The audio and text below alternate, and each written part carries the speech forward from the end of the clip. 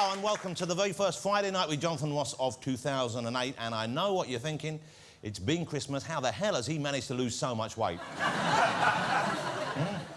I have a very simple diet secret. Catch the norovirus.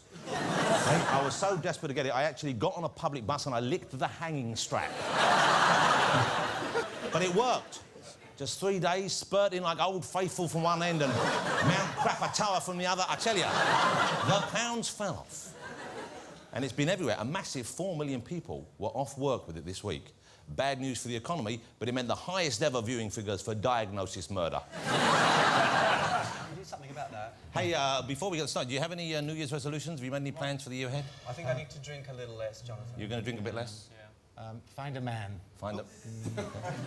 You mean keep a man, don't you? Yeah. Found a I have some resolutions, if you're interested. Number one, I'm going to master all the dance routines from High School Musical 2. I've got number one sorted now. It's number two I'm working on. And you know my big New Year's resolution? Finally get custody of Britney's kids. That's what I'm working on. I fathered one of them. I want them back. Shall we have a look and see who is in my very first green room of 2008? Why don't we? My first guest, and we are setting the bar pretty high for the rest of the series right here. He is, quite simply, America, possibly the world's best stand-up comedian. It is Mr. Chris Rock, ladies and gentlemen. There he is, Mr. Chris Rock. Hey, Chris, how are you? Look at that. Chris Rock here. Of course, you know, when this show goes out, you'll be saying, mother-loving, yes. Chris Rock is on the show, ladies and gentlemen. We're delighted he's here. Thank you for joining us, Mr. Rock. My next guests are the young stars. It's Hannah Spearritt and Andrew Lee Potts. There they are together. Hey, Hannah, lovely to see you. Andrew, good to see you as well. Here's a nice start to the year for us, because not only do Hannah and Andrew star together in the show, but in real life, they are also together, ladies and gentlemen. They are young lovers. They are coupled like swans in the erotic ballet of sexual ecstasy, or conjoined like those Amazonian slime slugs on David Attenborough's. They're together in every sense of the word, just like Ant and Dec. Hannah and Andrew, thank you for coming on the show.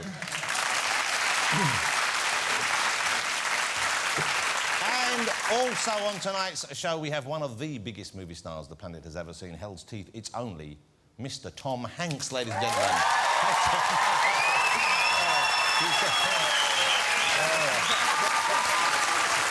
Tom Hanks. OK. Welcome, Tom. Now, Tom has been in some of my favourite movies of all time. OK, Saving Private Ryan, Philadelphia, of course, Big. I love Big. And, of course, the seminal Turner and Hooch. Oh, yeah. we broke the mold on that one. Well, you should have won the Oscar for that, I think. Well, when it didn't happen, there were riots in Los Angeles, and the city's still recovering. It went to Hooch that year, I believe, didn't it? Hooch was a damn fine beast, I must say. What a lineup that is. You know what that lineup says to me, ladies and gentlemen? Parky really has retired. That's what that That's how we've got them. It's Reverend and the Makers. What a good-looking and large group of young people. There you go. Nice to have you here. Thank you for joining us. Are you all from Sheffield, or most from Sheffield? What's the deal there? A bit of a mash-up. It's got Norfolk, Manchester, London, and the rest of Yorkshiremen. And yet, well, I was up that way a little while ago. I was up in Wakefield. Oh, I'm sorry. Well, lovely. I tell you what, they do a lovely biscuit up there and a nice tea. Lovely people in Yorkshire, and they sent me a Christmas card as well. It arrived a bit late. I think the pigeon got lost. That's a perfectly acceptable joke. Regional humour. There's a Bradford lad here. He's not happy either about that. Is he not? Not at all. Yeah, but he's got Hannah Spearritt next to him. He should be cheerful more than you. And he's got most of his own hair left. What happened to you? What was that? He's going to point. A change is as good as an holiday, you know. That is quite something, isn't it? I wanted to like Joe Strummer or Taxi Driver, and I kind of look more like a Serbian footballer, you know. Yeah. You look like a bloke who fixed my U-bend last week. OK, that's the show. What a great lineup of guests we have. I must share something with you. At Christmas, I got lots of lovely gifts, of course. And my wife bought me something I'm obviously quite difficult to buy for. She bought me... here's a weird thing, I think. She bought me like a kind of tracksuit thing. OK, now, you know me. I'm phenomenally well-dressed at all times. But she bought me something to lounge around in. She bought me a lovely black two-piece tracksuit thing in a cashmere. Very nice, OK? And I thought, well, I don't know if I like this too much because it's very casual. I put it on the first day. Oh, I tell you what, I'm not going anywhere without elasticated waistbands. And I'm lounging around. I wore it all day Christmas, didn't take it off. I went straight to bed with it. I thought, there you go. I got, lovely, right? Wore it all the next day. Was told to get out of it bedtime the next night. That was present number 2. And then... So I wore it just about every day for 2 weeks straight. It was fantastic. And I found that there's a number of ways you can wear the tracksuit because it's got a zip that goes right up. You can wear it high up there if you want the Oasis look, the kind of, you know, like that. Wear it all the way down if you want the sexy, come hither, you know, Burt Reynolds from Cosmopolitan in the 70s look. And then about half down for a casual day at home.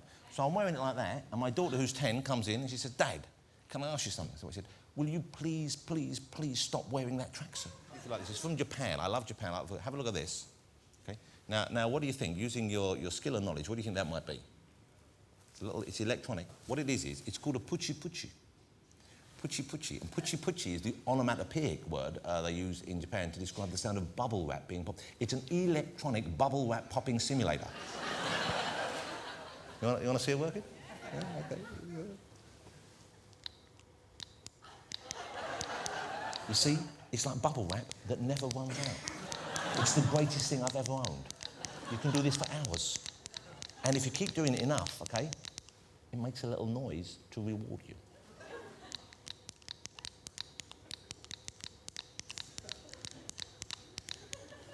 Might take a little bit longer than I'd hoped. Isn't that the greatest thing you've ever seen in your entire life? No. Okay, well, we better get on with this show. Will you please welcome Mr. Chris Rock, ladies and gentlemen. Hey, Chris, how are you? I'm all right. I'm thrilled you're here. I'm delighted you're here. I'm glad to be here. Good, thank you for coming. Now, you've been in the UK before, I guess. I know you were over here for Live Earth. I was here for Live Earth, and was that your first trip over? That was I was here before. I got... You did some stand-up here years ago, a little gig, didn't you? I've never. This is my first time ever playing the UK. I've been on stage here before. I've walked into clubs and kind of messed around, but this is the first time I ever put tickets on sale. And how do you enjoy the UK? And what do you think of the United Kingdom? And are there preconceptions you had about it that aren't indeed what you thought? And vice versa, are there things that you expected to find that you don't? I think the people drink a lot here. Yeah. Any place that has darts as a sport.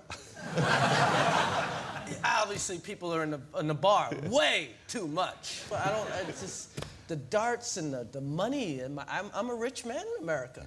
I have to drive a cab when I'm here. It's really. Well, we like the fact. You mean because the dollar's not worth much anymore? My dollar is worth nothing here. Isn't that great, ladies and gentlemen? I don't love it, but it's great for us. My God, the homeless give me money back. So you're over here. You're touring properly for the first time. Yes. I'm playing the UK. So I'm in London. I'm in Manchester. I'm in Birmingham.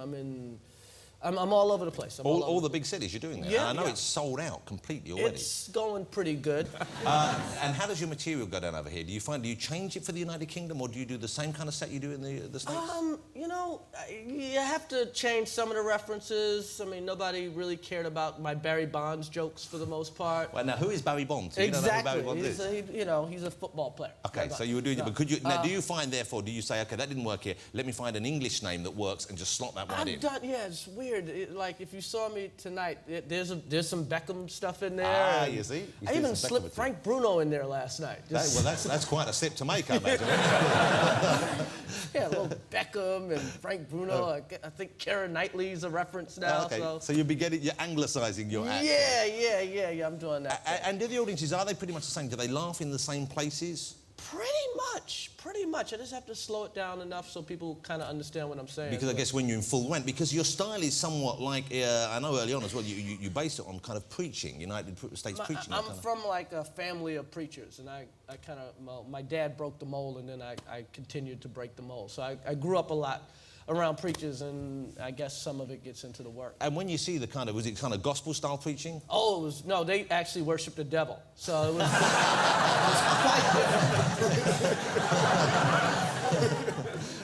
but it kind of is like, it's very full-on, isn't it? Yeah, it's energetic.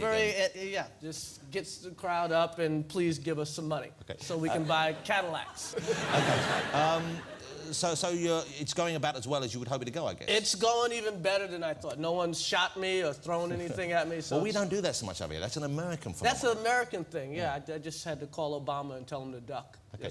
Are you pleased to be away from that? Because at the moment, it does seem to be the news in America is dominated by, it's not even the election as such, it's the struggle to find someone who will head the various parties before they go head-to-head. Yeah, it's good, though. There's going to be a change. Yeah. You know, Bush has messed it up so bad that it's hard for a white man to even run for president right now. that's the positive side of it. Yeah, people are like, give me a woman, a black guy.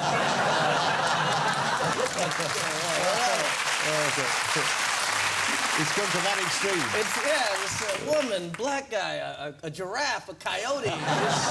Do you get involved in politics yourself because you're high profile? I know Oprah Winfrey has put her name behind Barack Obama. She's kind of been out lobbying for him. Oprah Winfrey is so rich, she bought Barack Obama.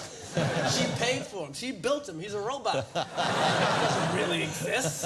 One of her Barack toys. Obama. Yeah, that's not a real That's name. a great name, isn't it? Have you ever met anyone called Barack before? I have never met a Barack or a Obama. So he's a first. He is a first. I like him. Have you met him? I've met him. I've talked to him on the phone. Every time I see him, I'm like, so when you going to get back with New Edition? When's that going? You guys need to get the band back together. What's happening with Bobby Brown these days, by the way? Oh, I don't know, but I'm sure crack is related to it. Poor Bobby Brown, right? Whitney, she sorted herself out, hasn't she? Whitney's doing good. I mean, hey, they got their kid, you know. They're doing better than Britney. No one. Okay, yeah. That's a sorry state They of take the affairs, white isn't it? kids quicker. They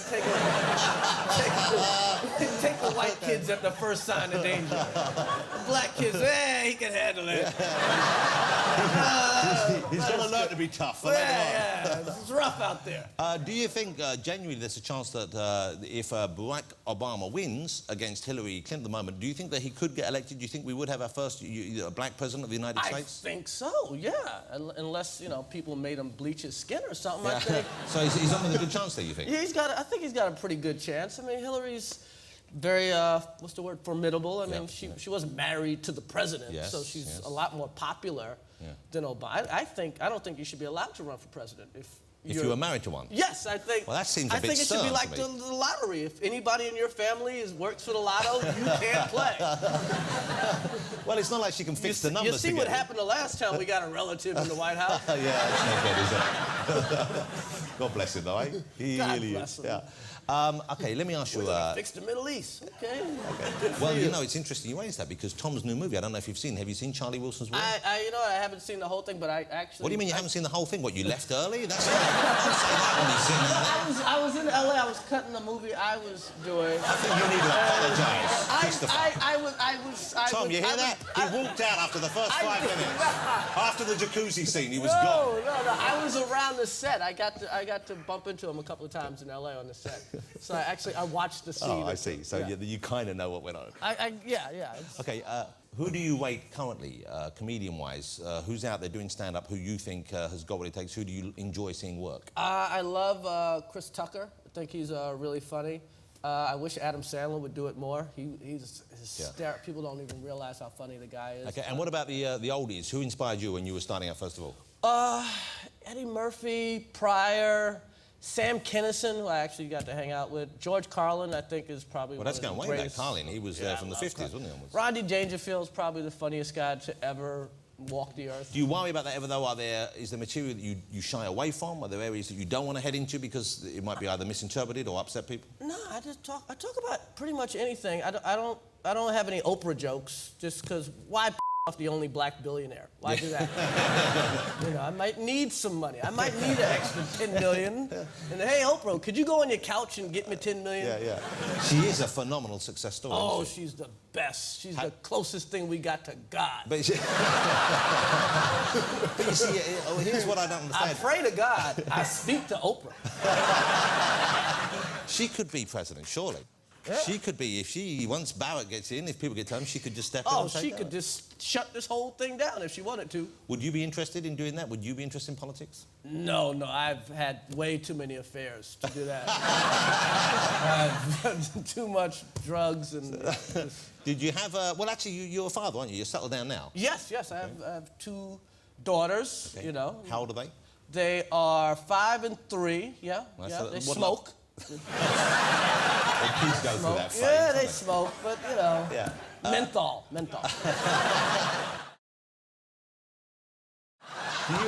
How do you feel, though? How different is it for you raising your kids? Because this is something I struggle with a little bit, is I'm assuming you weren't born into a wealthy family as such. No. But they're born into, essentially... We were broke. Yeah.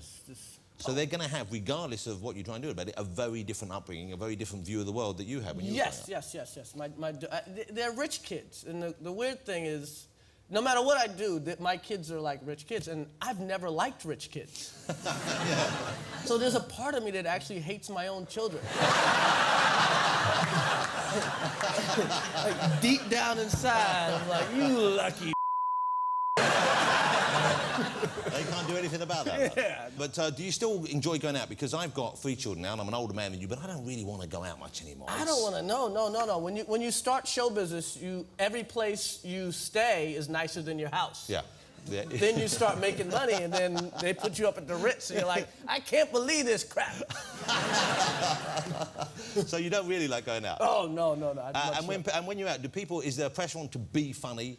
Yes, there's some pressure. And how do you deal with that Sometimes I pressure? give it to them, Yeah. and sometimes I just give them money. I don't have a joke, but here's some pounds. Okay. What's your... do you have something as kind of grand as a career plan? Do you have an idea about where you want to be next year, 5 years' time, 10 years' time? Do you have that kind of a career? No, I'm just happy every day that I'm still in show business. Yeah, really? Yeah, anytime you're in show business, you won. Yeah. Hey, still in there. If you want me to do a movie, I'll do a movie. You want me to do a TV show, I'll do. You want me to host a game? Do I get to stay in show business? Yeah. Thank God. How long do you think you would be doing stand-up for? Do you think there's a kind of a life... I recently read, over Christmas, I read a fabulous book. Steve Martin brought a book out about his stand-up career. A brilliant book, and it really kind of made it clear to me as why he gave up doing that. Do you think there's a period when you wouldn't want to be doing stand-up anymore? No, I like doing it. I got to get out the house. You know, Steve Martin just got married. Watch, he's going to be on stage soon. Steve Martin's on tour for the first time in 20 years. I wonder why. But here's the thing, though, you're very observant in your comedy about the men and women, and that little clip we showed earlier about, you know, women want to talk. Women do like to talk in a different way to men, don't they? Oh, they love talking. If it was an Olympic event, they'd get the gold every year. And they kind of approach it in a different way. I mean, men kind of talk about things, women just sort of talk, don't they? They kind of go around everything. They kind of, you know, they want everything. So if you want everything, you got to talk to get it, you know. But I like hearing women talk because it makes me work out that maybe one day I'll work out what they're thinking. I like hearing women talk dirty. That's about it. Hey, how lovely to meet you. How lovely to have you on the show. Good luck with the rest of the tour. Thank you very much. You're travelling to Europe, then you're doing some more here in London. Yes. And then I guess now that you've kind of, you know, established yourself as a comedian over here on stage, you'll be doing that more often, will you? I'm going to be here more often, yeah. Do you wish you'd started coming over here earlier and doing it? Yeah. It's unbelievable. I had no idea I would get this kind of response. Well, there's a big audience for comedy over here generally, but there's a lot of fans of yours, and I'm sure it's only going to grow. Ladies and gentlemen, will you join me in saying thank you to Mr. Chris Rock? Thank you, Chris. It was great fun. Thank you so much. Marvellous work. Now relax. Christopher Rock. Please welcome Hannah Spearritt and Andrew Lee Potts, ladies and gentlemen. Thank you. Come on, sit down. Sit down with you. How nice to have you both on. There's Hannah, is it Andrew or Andrew Lee? Because it's written Andrew Lee, isn't it? It is, it's hyphenated, it's a bit posh. What was that? Was that the name your parents gave you, Andrew Lee? Well, my sister's called Sarah Jane. That's hyphenated. We're from Jane. Bradford, and you know, It's they wanted because Potts doesn't sound very good. It just sounds a bit more. But I wonder whether you'd acquired it when you became an actor, whether you thought it sounded a bit grander and therefore you'd get better parts. Yes, that's exactly why we did it. Exactly what happened. I think they knew when I came out. They were But like, they gave it to you, so it is your proper name, Andrew Lee? It is, yes. Okay, how lovely to have you here. I'm a big fan of the show. My kids love watching it. It must be hard to make, I guess, though, because the dinosaurs aren't there, of course, are they? No. Yeah. How's that for you acting with them? How good are you acting with nothing there? The CGI. Yeah, you're great. It's hard. It's got easier, though. as we've gone along. So obviously we've done the second series now. So at the start, the hardest thing was not to laugh, because you've got a guy with a traffic cone on a stick with a pair of eyes on it going, you know, rah, I'm... So it's like you're in a student union bar or something, really, then, yeah? Exactly, pretty much, yeah. So that's what we had initially to work with, and we've lost the traffic cone now. It's just a ball on a stick. That's really all they give you? Pretty much. You think they'd make a puppet or something to scare you I with? know. Yeah, see... Rex, he has an animatronic version of him. Now, Rex, we should point out, that's the pet that your character has. It's the cute dinosaur, the friendly dinosaur creature. Are they dinosaurs or something else? It's something else, really. They are dinosaurs. They're just pre-Jurassic. OK. I sound like a nerd now, don't I? You sound like there's some actual science involved in this show. They're the pre-Jurassic ones. Now, I don't know if you saw much of the first series, but one of the things that I enjoyed as a father watching at home was the fact that Hannah here, you played what do they call a reptologist or something? Someone who studies... Zoologist. A zoologist, but you Close. you're a specialist in reptiles. Yeah. And you keep reptiles in your flat. Now, the two of you, you knew each other from the past, I believe, but you met again working on this, and then you became a couple, which seems like a lovely story to me. Yeah, we knew each other when we were like We dated for 2 16. weeks. Well, this is way back when, yeah? This was just before Andrew went to do Band of Brothers. Yeah. we just met for a It was thread. when Hannah was in S Club, obviously, and we met for 2 weeks then, but we were very different people. We dated, it didn't work like out. me. Yeah. It's not that I didn't like you. Did he not like you? No, he Was it didn't. because you were in S Club 7 he didn't like you, did He he? just thought I was kind of fame hungry. No. Fame hungry. I don't know whether this is the place this should be coming out. I just wanted some shit chat. Did he ever say you're fame hungry? Why did you think I don't know, but the point is that he likes me now. Yeah. But now you're not. Now your hunger for fame has been sated. Years down the line. The timing's I right probably got the now, wrong so- impression. Okay. Yeah. Well, that's it. Just I guess they were young pop bands. Well, I bet you were a big S Club fan, weren't you? Huge. You got to like the one. What was it? Don't stop doing bing bumping babooing.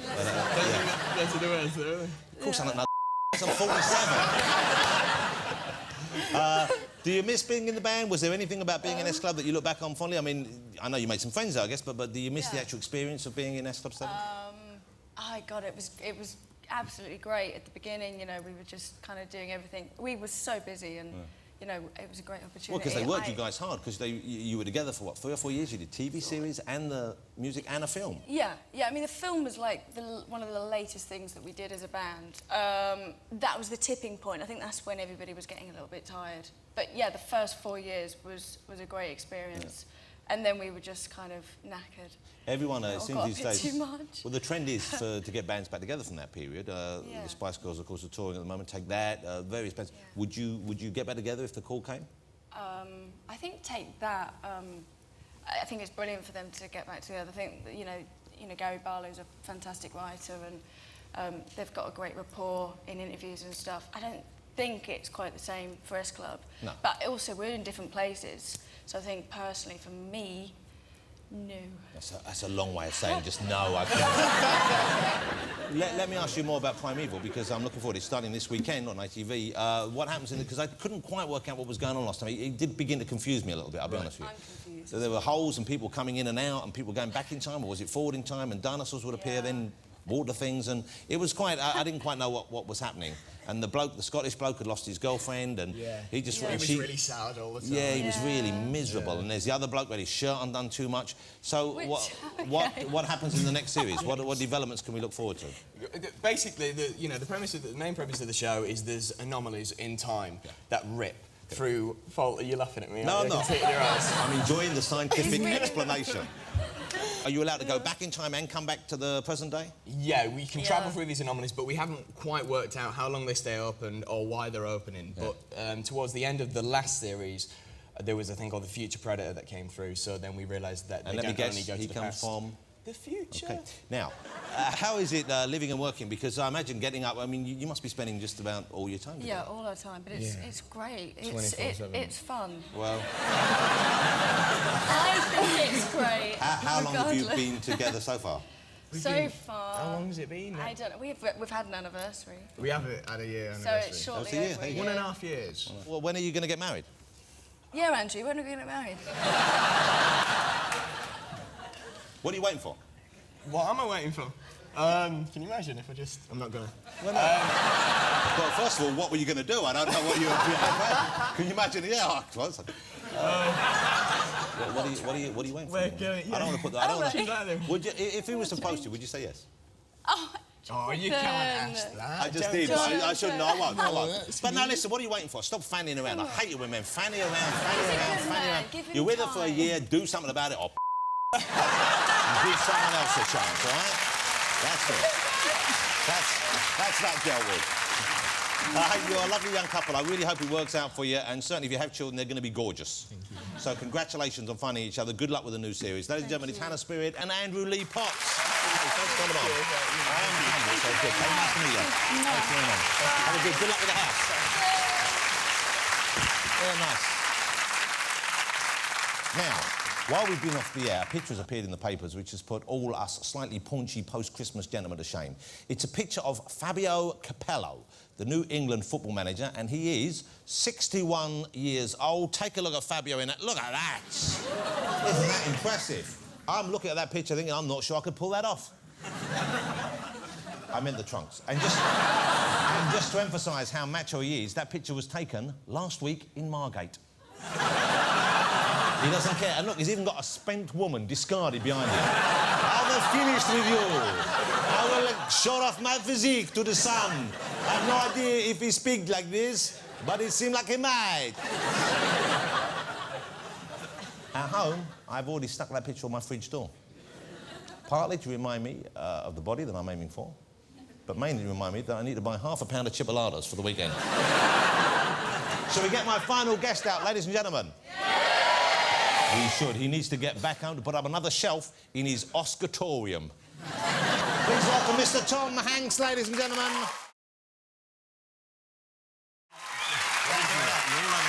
You're magnificent, boys, lads. Thank you, thank you. That's an honour. What? Now, if you would have just called my people, we would have had a much nicer photograph for your T-shirt. It looks like I was a guest star in the Love Boat for that one moment. There I am staring through the porthole. God bless you. OK. Now, you must have been over here any number of times, I'm sure, over in the United I've been Kingdom. over quite a few times. I've actually lived in the UK on and off for probably more than a year altogether. You filmed over here, I believe. I filmed Saving Private Ryan here, and we also made Band of Brothers that Andrew was in episode 8 of Band of Brothers. Now, were you involved on the production level of that? I believe you produced I those, directed one, and I wrote some of them, and yes, I produced, helped produce the whole shebang. And what was it about Andrew that made you choose him to have? Nothing at all. They cast him. I was at home. I said, "Who's playing Jackson?" They said, "A guy named Andrew." I said, "Good enough for me." That's good enough. You lived up to those high expectations. Well, yeah, we actually had an entire generation of English actors went through Band of Brothers. You know how in the old days it was like, oh, I was with Olivier's company, the old Vic. And oh, yes, I was at RADA for these years. Well, there's going to be a bunch of guys. What the was that? Australian? What are you doing? It's like having Russell Crowe on the couch. Man, oh, man. You know, you English people with your dialects me off.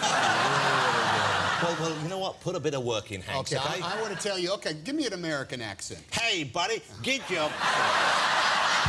Hey, my homie, what you looking at? I'm gonna bust a cap in your Hanks.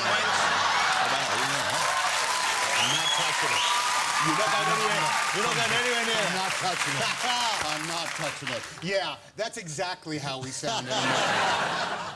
Okay, I know it's difficult to grasp. I heard you were cheeky. That's what everybody told me about doing Jonathan. Oh, you're doing Jonathan Ross. Oh, he's cheeky. Who? What, are you with the Queen for the afternoon? Yes, I was walking through Hyde Park, and I knocked on somebody's window, and lo and behold, there she was. Have you met any of the royal family, Tom? No, but one of the times I was here, I was staying at a hotel, and we were going out for the day. And the staff was abuzz. They were like, their eyes were bulging and they were already sweating. I said, what's going on? They said, the Queen is having dinner at the hotel tonight. It's the first time in 35 years that she's been to the hotel. The Queen is coming tonight. Mr. Hanks, you're going to miss her. She's coming tonight. You know what I love about Tom is 3 bad accents in a row and he's still plugging away at us. Listen, he's going to just wear us down. I'm knocking myself out. It's a great accent, But we went out, and when we came back, when we left, we said, tell her hi, you know. And by the time we came back at the light, she was still there, lo and behold. Wow. So we stood in the lobby and waited till the Prince and the Queen came out. And we literally nodded, and she gave us the... Wow. And then moved on. But I saw the Queen. Did she say, as you went past, did she say, for example, how's Hooch? or anything? I understand you're a big Turner and Hooch fan. Genuinely, I like that movie. Well, you know, the original name for Turner and Hooch was Turner and Mr. Pickle because we had this dog.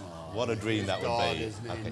Mr. Do you still have Mr. Pickle? No, I killed and ate him. Of course I still have Mr. Pickle. Do you have any dogs or animals in your life? Yes, I have. Yes, I have. Because you have how old are your kids? They're not too old. I have kids ranging from 12 to 30. Wow, that's quite a spread. Congratulations. Well, I'm not talking the number of children. I know how many. That would be like, 18 kids. No, I got 4 kids aged from 12 to 30. Okay, so one's fairly young and the other one's The other fully one's grown. gone. Hey, he's at Colin. He's at the house. How is that when they leave the house and they go off? Is that difficult? Is it It's tough? magnificent, my friend. Magnificent. I'm kind of dreading It's what we're waiting for. Now, this is very timely. The release of your new movie, Charlie Wilson's War, couldn't be more timely, I would have thought. It deals with a situation that we find ourselves right in the middle of, but in the most interesting way. Tell us, if you will, what it's about and how you came upon this particular story. It was a book called Charlie Wilson's War, a very thick, wonderful piece of journalism by a writer named George Cryle, and it is about the congressman from Texas, a alcoholic, womanizing, skirt-chasing, foul-mouthed, truth-telling congressman, of which they abound,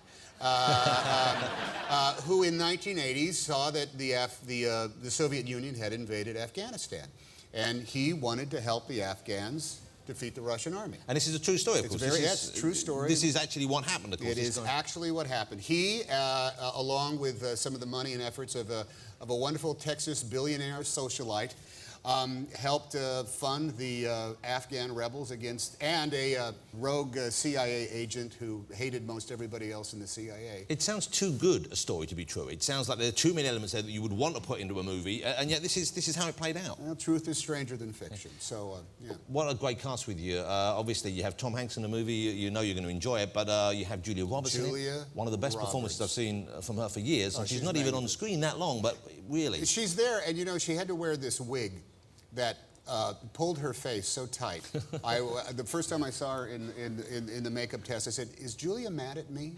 She had this kind of like look. Ken Starr, a British actor, of course. The pride of Scotland, Ken Starr. Yeah, Philip Seymour Hoffman, you mentioned there, in Charlie Wilson's War, which, by the way, opened this evening all over the UK. I didn't know that. Okay. What are you people doing here? What a great cast around you, though. Philip Seymour Hoffman, one of the best screen actors working today, I would have thought. He is. You're no slouch yourself, but when you're working with someone like him, does everyone think they've got to raise their game a little bit, do you think? I think everybody voluntarily sandbags the other just a little bit. It's kind of like, oh, so you're going to do it? Oh, so that's your take. Yeah. Well, let me just try it this way. And then when it goes around, oh, yeah, so you're going to pull that on me, huh, Hanks? All right, well, watch this on this take. And you just keep going at it. It was, we're joking. Great, marvelous man. Regardless of the cost, the cast, rather, sorry, let me say that again. The cost or the cast? cast? The cost, I don't know how much it You costs. people and your accents, your dialects over here in jolly old England. Oh, my. Dick Van Dyke, ladies and gentlemen. Oh, shame on you. That's your best accent. It's got to be said. If ever they remake that, you are a shoo-in. I'm right there. Yeah, I'm available. Okay, is it markedly different from the book that it was based upon? Well, the book is really George Cryle was he was an investigative reporter, so it is dense. It's got a lot of characters, and the through line is not as say breezy as our 90-minute film. Yeah, is. of course. Not as many montages or naked sex scenes in the bathtub, but we put those in.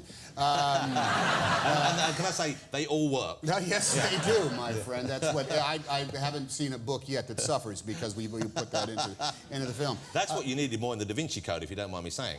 A couple of good topless jacuzzi scenes. Yeah? Meanwhile, you're chasing after God's Rubik Cube or whatever the hell that was. And I still don't know what happened in that and what was going on with your hair. I want to say That's a midlife crisis happening right there Right before there? our eyes, Mr. Hanks, if you don't mind me Let me saying tell so. you something right now. First of all, I believe I look like Bono. Secondly,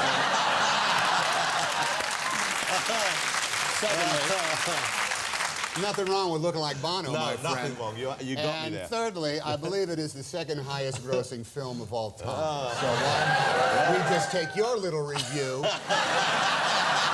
and save it for Mr. Parkinson when he wises up and comes back on the air. Well, no, don't take it personally. I didn't mean to cause offence. No, it's quite all right. Okay. Quite all right. No, that movie was very confusing, and I made the film. So I've watched it twice. I still don't know how Don't it know ends. what's going on. You've been in some of my favourite films of all time. Really? Yeah. Big, I adore. Big, Okay. yeah, yes. That was me. Philadelphia is not a movie you say you love in the same way you love other movies, but man, what a powerful film. That What was a moving that was film. a great thing to be a part of. And a film that had to be made, I feel. And you know, I love a good cry during movies. I find as I get older, I cry more easily. I don't know why that is, but certainly... Do you watch your own show?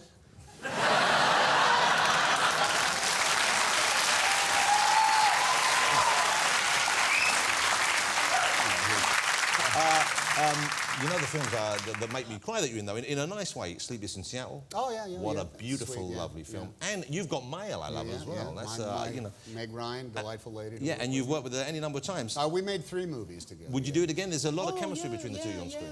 Yeah, she's fantastic. Now, who didn't enjoy Tom Hanks, even though he's not on screen as such, but in the films Toy Story and Toy Story 2? Aren't they just two of the greatest animated feature films ever made? Yes, yes. And here in England, you heard my voice. Yeah, well, did you not? Well, not in Germany. You know, here's some other boy. We were doing press for that movie. Tim, me and Tim, we're doing Tim Allen, This is Tim Allen, yes. who plays Buzz Lightyear. Buzz Lightyear. Oh, Buzz. And sorry. we found ourselves doing press. It was been a very long day, and they said, "Will you please just do 3 more? Just do 3 more. 3 more interviews." I said, "Okay, all right, we'll do them." They were for Germany, Austria, and Japan.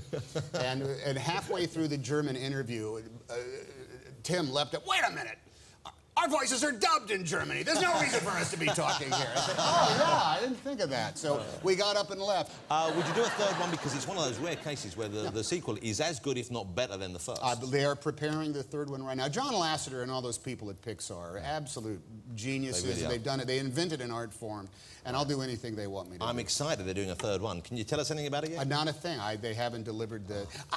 I think it's kind of like they're like mad scientists. You know, they go down and things bubble and electrify, and then they come out with some. They really do know how to do it, then. Don't They always ask you to come in to be like do like little cameos at the tail ends of other movies, because I'm also in Cars, and I think I'm also in A Bug's Life. You are a busy man. I mean, how many movies have you made? Because you're a comparatively young man. How old are you, Tom? I'm 51 years old. 51 years old. Yes, There's no I way. am. I would have thought you were 65 or something. Purely because of the amount, the volume, the amount of films you've made, the successful movies over this period. There's no way you can. Well, the Chinese film market requires a lot of supply. You have to keep churning them out. Yeah, you got to. How are you feeling about the aging process? Are you feeling older in yourself? No, not at all. I feel like I did when I was 24. Your body's still holding up okay? The knees okay? Well, no. How many? No, I'm all right. Okay, Tom Hanks. What's going on with the typewriters? You brought a typewriter in with you to the studio. Yes, I did. believe you like to travel with a typewriter. What's the typewriter? Is it an obsession? Could we call it that? Yeah, well, it's a collectible hobby, I guess. How many do you have? I got about 80 typewriters, I guess. I get a tactile pleasure from them. Long ago, I had this really cheap, my first typewriter ever, and I took it into a place in Cleveland, Ohio to get it repaired. And the old German man who was inside there took one look at it and said, because it was like a toy. He says, "This is not the machine. This is a toy. Look at it. It's plastic. It is junk. It is worthless. I will not touch this machine. Get it out of my sight." And he pointed to a wall of fabulous machines. "These are typewriters.